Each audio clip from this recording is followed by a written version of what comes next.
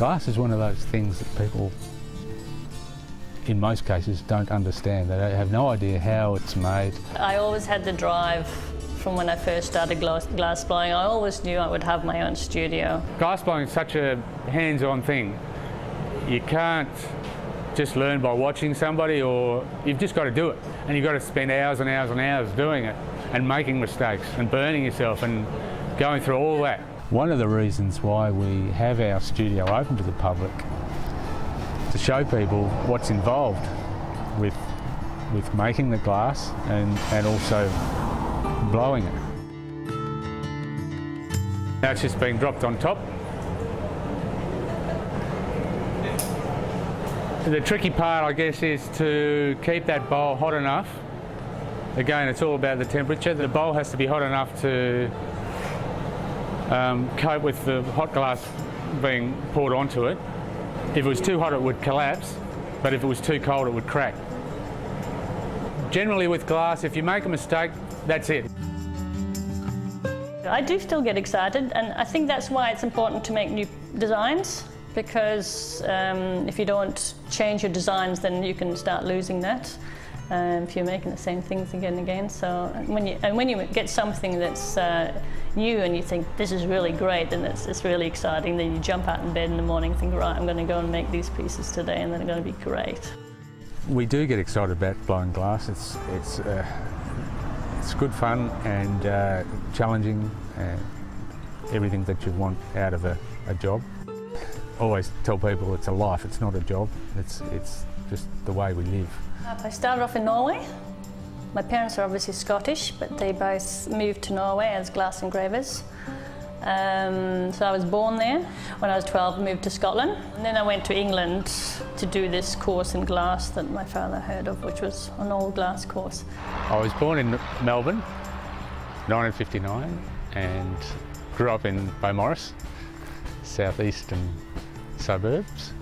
I didn't really know I had a big creative side. I didn't particularly do a lot of art at school or anything like that. I helped Eileen build her studio and get started. So during those years I was a dairy farmer as well as helping Eileen in the studio. I was still determined to be a farmer, and that's what I was. I was perfectly happy being a farmer. It is one of those things that you just need to do yourself. You can't learn it out of a book, or you can't learn it from just being told. You have to get a pipe in your hand and start playing with it. I decided to make outdoor pieces. I guess it's the continual step. Each piece you make is the next step, and you're trying something new each time. With the outdoor pieces, I guess I'm trying to show people that glass can be taken outside. I put a lot of thought into the design, particularly with the steel work.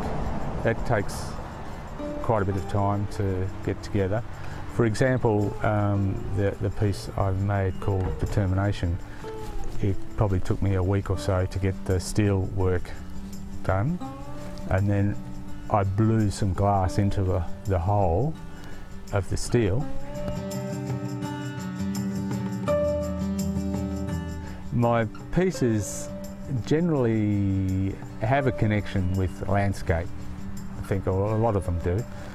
And I guess that's from my background.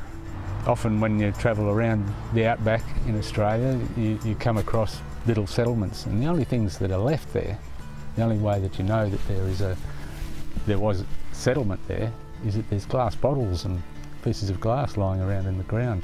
The longer you work with glass, the more challenging it becomes, I think, because you push yourself that little bit harder, and you're always trying to manipulate it into the way you want it to go and not the way it wants to go.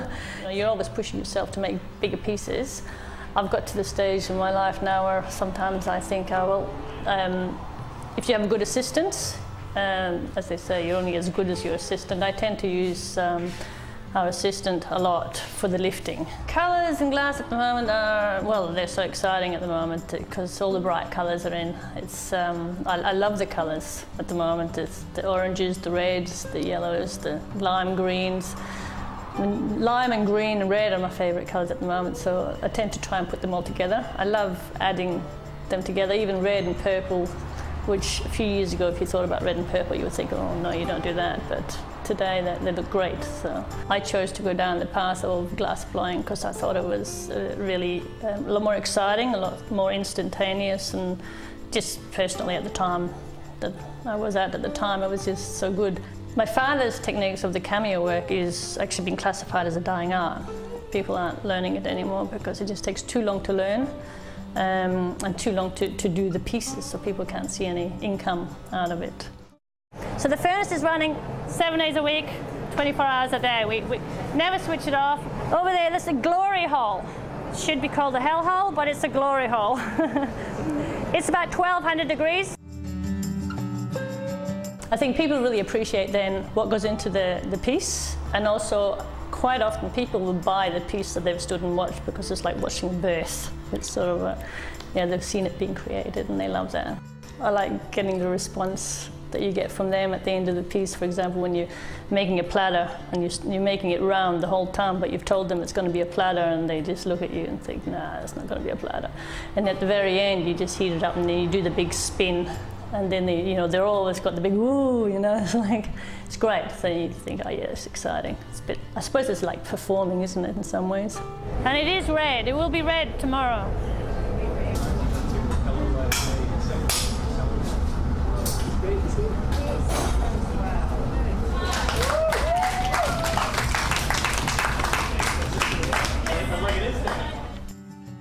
So yeah, I've got a bit of a theory where everybody's artistic in their own way. It's just a matter of digging it out.